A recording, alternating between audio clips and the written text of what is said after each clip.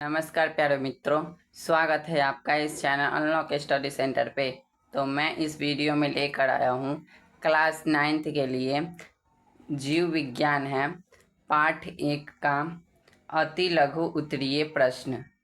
तो चलिए देखते हैं कि इसमें कितने प्रश्न हैं और क्या क्या प्रश्न हैं, उसका उत्तर हम करेंगे। और वीडियो शुरू करने से पहले अगर आपको वीडियो अच्छा लगे तो वीडियो को एक लाइक और चैनल को सब्सक्राइब जरूर कर दीजिएगा, ताकि आपको ऐसे ही सभी विषय का नोट्स मिलता रहे। और अपने दोस्तों के साथ शेयर जरूर कर दीजिएगा। चलिए, तो पहला प्रश्न है हमारा, कोशिका को सर्वप्रथम किस वैज्ञानिक ने देखा? तो आप सभी जानते होंगे कि कोशिका को सर्वप्रथम किस वैज्ञानिक ने देखा। तो इसका राइट आंसर हो जाएगा रॉबर्ट हुक। रॉबर्ट हुक ने देखा था 1665 में। तो अगला क्वेश्चन है हमारा, कोशिका को जीवन की संरचनात्मक एवं क्रियात्मक इकाई क्यों कहा जाता है? तो इसका आंसर आप ऐसे कीजिएगा, यह एक जीव के शरीर में होने वाले सभी महत्वपूर्ण जैविक कार्य सबसे पहले एक अकेली कोशिका के स्तर पर ही संपन्न होते हैं। इसीलिए कोशिका को जीवन की संरचनात्मक एवं क्रियात्मक इकाई कहा जाता है। तो ये भी आपका हो गया। चलिए, तो अगला क्वेश्चन देखते हैं क्या है। तीसरा नंबर प्रश्न है हमारा, कोशिका भित्ति कहाँ पाई जाती है? तो देखिए, कोशिका भित्ति कहाँ पाई जाती है? तो कोशिका भित्ति पादप कोशिका में पाई जाती है। पादप कोशिका में। आप लोग ऐसे आंसर कर लीजिएगा, एग्जाम में भी ये पूछा ही जाता है, तो आपको एग्जाम में कोई प्रॉब्लम नहीं होगा, याद कर लीजिएगा तो सही रहेगा।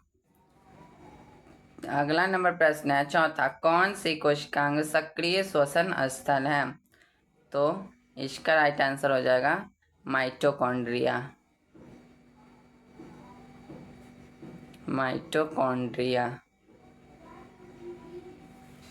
अगला 5वां नंबर प्रश्न है हमारा, किस कोशिकांग को आत्महत्या की थैली कहा जाता है?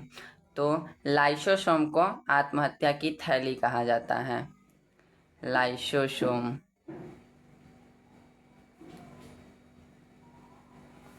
अगला 6ठा नंबर प्रश्न है हमारा, कोशिका के अंदर प्रोटीन संश्लेषण कहाँ होता है?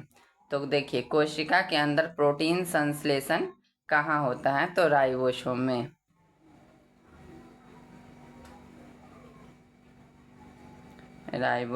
में। अगला है 7वां नंबर प्रश्न, लवक कहाँ पाए जाते हैं? तो लवक पादप कोशिका में पाए जाते हैं। पादप कोशिका में। अगला 8वां नंबर प्रश्न है हमारा, कोशिका के किन्हीं 2 अंगकों के नाम लिखे जिनमें डीएनए पाया जाता है। तो कोशिका के 2 अंग के नाम लिखने हैं हमें जिनमें डीएनए पाया जाता है। तो एक पहला हो जाएगा माइटोकॉन्ड्रिया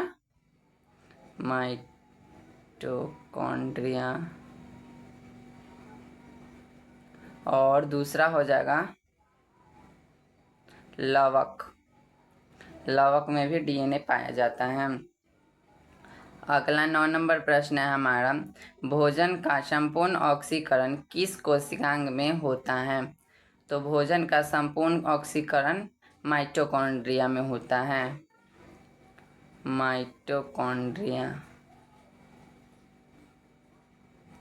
अगला 10 नंबर प्रश्न है हमारा, कोशिका भित्ति तथा कोशिका झिल्ली में मूल अंतर क्या है?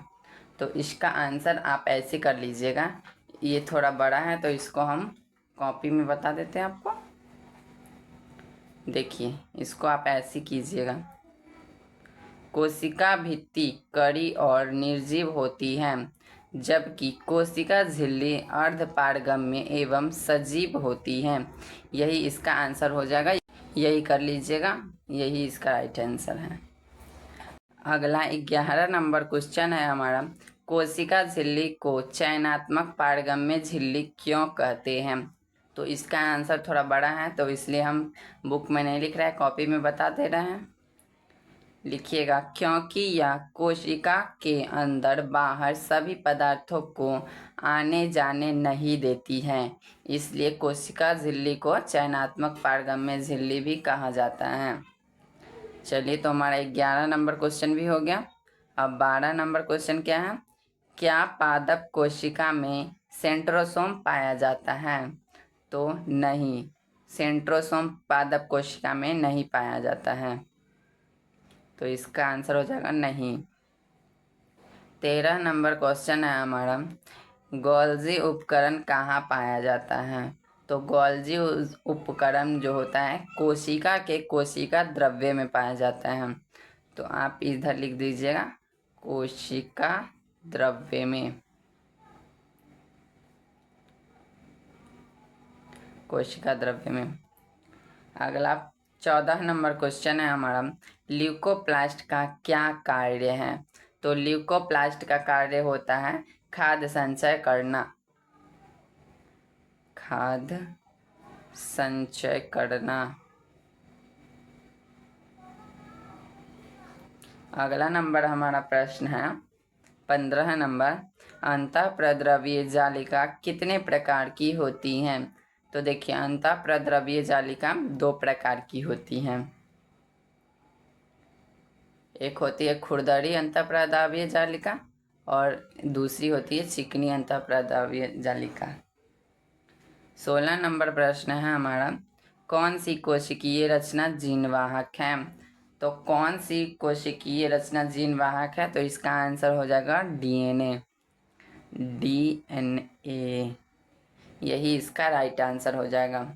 देखिए आगे 17 नंबर प्रश्न है हमारा, क्रोमैटिन धागे कब क्रोमोसोम की तरह दिखाई पड़ते हैं? तो देखिए, क्रोमैटिन धागे कब क्रोमोसोम के तरह दिखाई देती है? तो कोशिका विभाजन के समय। इसका राइट आंसर हो जाएगा कोशिका विभाजन के समय।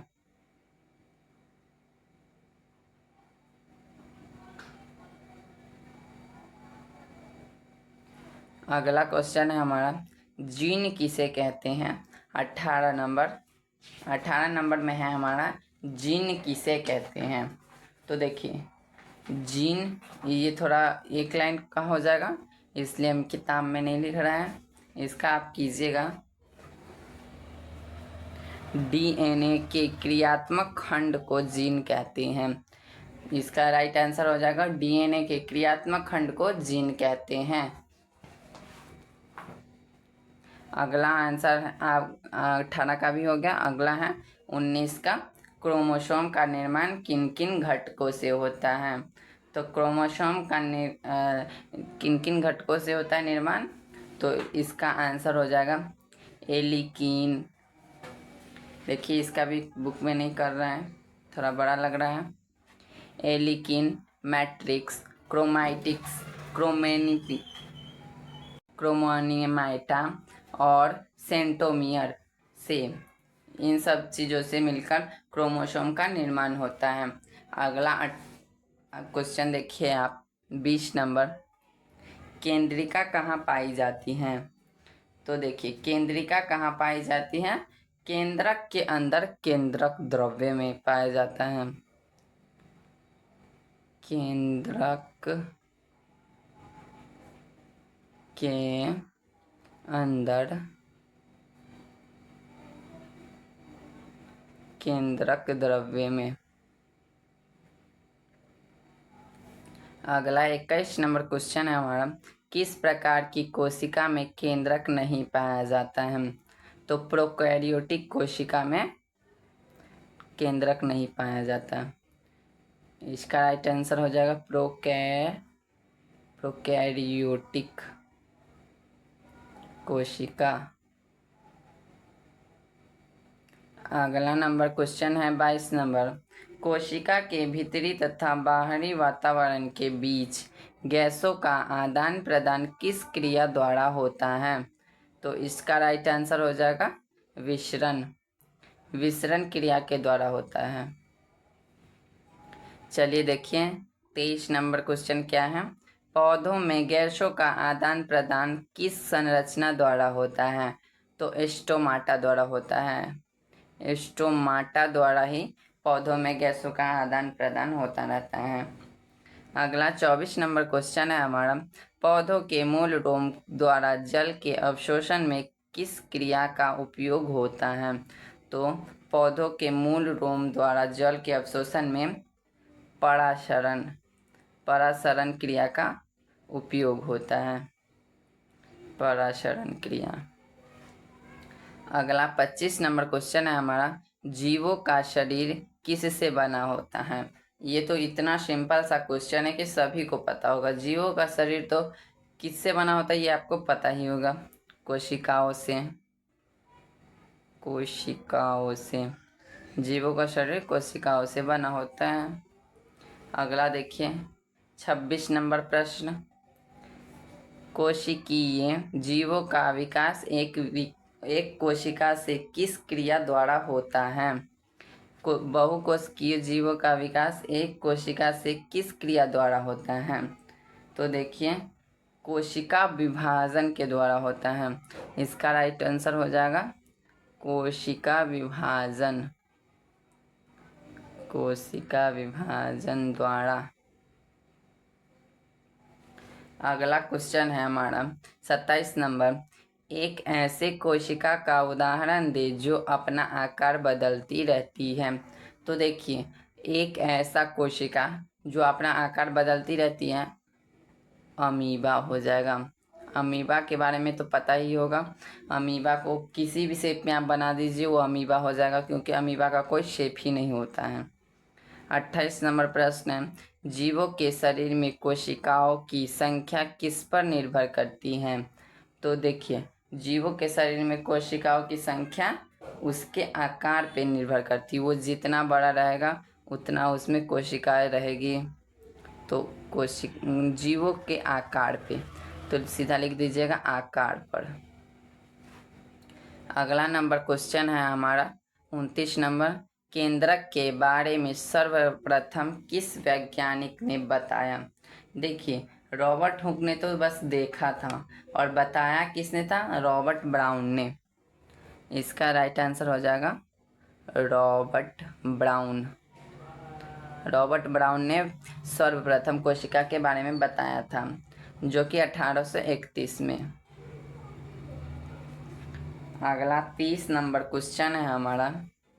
यह किसने बताया कि नई कोशिकाओं का निर्माण पहले से मौजूद कोशिकाओं से होता है? तो देखिए यह बात विर्चो ने बताया था। विर्चो। हमारे शरीर में जो पुराना कोशिका होता है वही वही टूट टूट के नया कोशिका का निर्माण करता है। अगला है 31 नंबर। कोशिका द्रव्य एवं केंद्र को सम्मिलित रूप से क्या कहते हैं? तो इसको जीव द्रव्य कहते हैं। जीव द्रव्य। अगला नंबर क्वेश्चन है हमारा। कोशिका भित्ति किसके कारण कड़ी और निर्जीव होती है? तो कोशिका भित्ति किसके कारण कड़ी और निर्जीव होती है? तो सेल्यूलोज के कारण। सेल्यूलोज के कारण।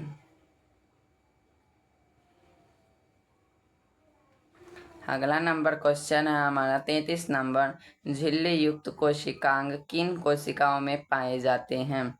तो झिल्ली युक्त कोशिकांग यूकैरियोटिक कोशिका में पाए जाते हैं।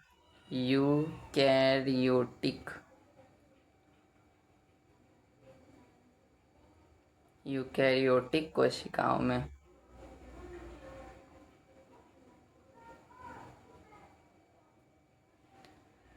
अगला नंबर क्वेश्चन है हमारा 34 नंबर। अंतःप्रद्रव्य जालिका कितने प्रकार की होती है? तो ये ऊपर भी बताए थे आपको। अंतःप्रद्रव्य जालिका 2 प्रकार की होती है। अगला नंबर क्वेश्चन है हमारा 35 नंबर। गुच्छों में पाए जाने वाले राइबोसोम को क्या कहते हैं? तो इसको पॉलीराइबोसोम कहते हैं। पॉलीराइबोसोम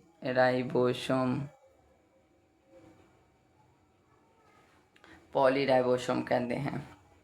अगला 36 नंबर क्वेश्चन है पादप कोशिका।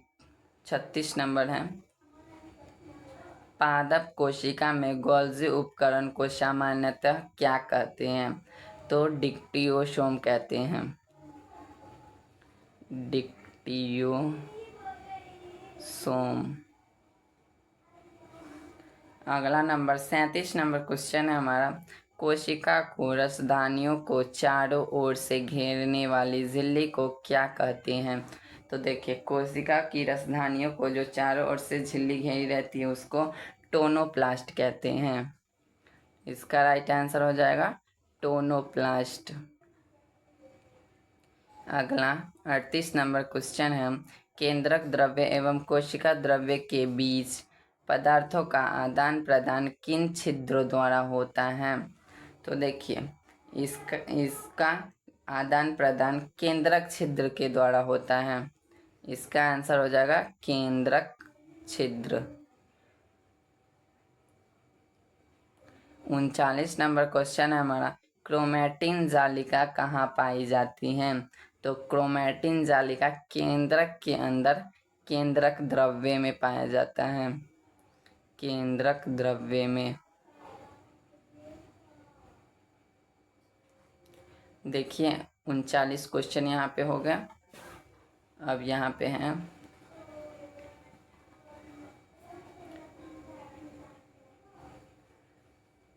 देखिए 40 नंबर क्वेश्चन क्या है हमारा आरएनए का संश्लेषण कहाँ होता है?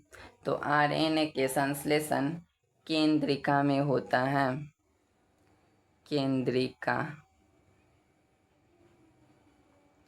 केंद्रिका में होता है। 41 नंबर प्रश्न है हमारा क्रोमोसोम के दोनों क्रोमैटिड्स किस स्थान पर एक दूसरे से संयोजित रहते हैं? तो क्रोमोसोम के दोनों क्रोमैटिड्स किस स्थान पे एक दूसरे से संयोजित रहते हैं? इसका राइट आंसर हो जाएगा सेंट्रोमियर।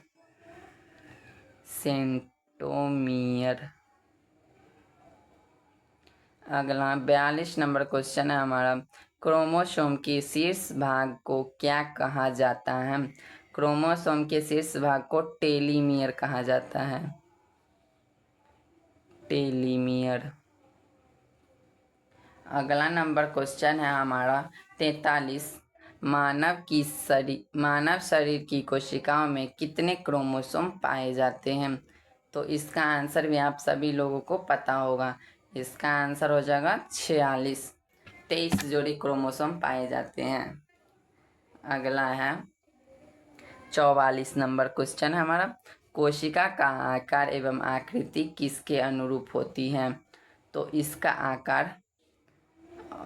आकार होता है पतले और लंबे तार की तरह।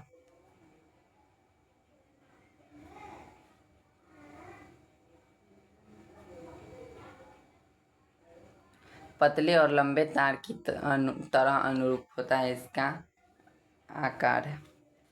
45 नंबर क्वेश्चन है माइटोकॉन्ड्रिया कहाँ पाए जाते हैं? तो माइटोकॉन्ड्रिया कोशिका के कोशिका द्रव्य में पाया जाता है। कोशिका द्रव्य में। अगर 46 नंबर क्वेश्चन है हमारा रंगहीन या श्वेत प्लास्टिड को क्या कहते हैं? तो रंगहीन प्लास्टिड को ल्यूकोप्लास्ट कहते हैं। ल्यूकोप्लास्ट। अगला है 47 नंबर गोल्जी उपकरण में पाई जाने वाली चारों तरफ से झिल्ली से घिरी हुई अनेक समानांतर नलिकाओं के समूह को क्या कहते हैं?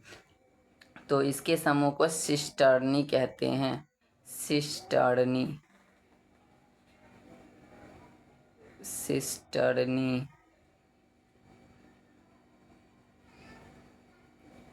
अगला देखिए 48 नंबर क्लोरोप्लास्ट के भीतर विद्यमान तरल युक्त गुहा को क्या कहते हैं? तो इसको स्ट्रोमा कहते हैं। स्ट्रोमा। 49 नंबर का क्वेश्चन है किस को संरचना के अभाव में वायरस में सजीवों का लक्षण परिलक्षित नहीं होता है? तो लिख दीजिएगा झिल्ली के अभाव में, झिल्ली के अभाव। 50 और लास्ट नंबर क्वेश्चन है हमारा, फूलों में विभिन्न रंग प्रदान करने वाले प्लास्टिड को क्या कहते हैं? तो क्रोमोप्लास्ट कहते हैं, क्रोमोप्लास्ट। तो चलिए हमारा वीडियो यहीं पे ख़त्म हुआ। अगर वीडियो अच्छा लगा हो तो वीडियो को एक लाइक और चैनल को सब्सक्राइब करके अपने दोस्तों के साथ शेयर ज़रूर कर दीजिएगा, ताकि आपको वीडियो अच्छे से समझ में आ जाए और हमें वीडियो बनाने में सपोर्ट मिलता रहे।